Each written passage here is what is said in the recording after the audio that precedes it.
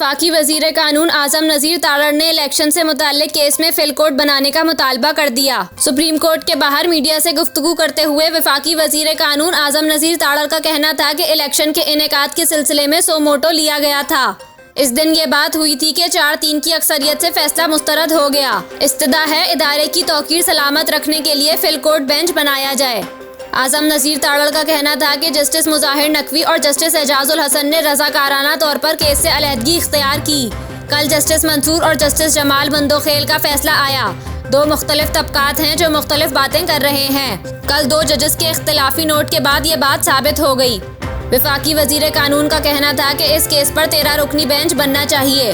कल जो 2 जजेस ने फैसला दिया उन्होंने भी इसी तरफ इशारा दिया।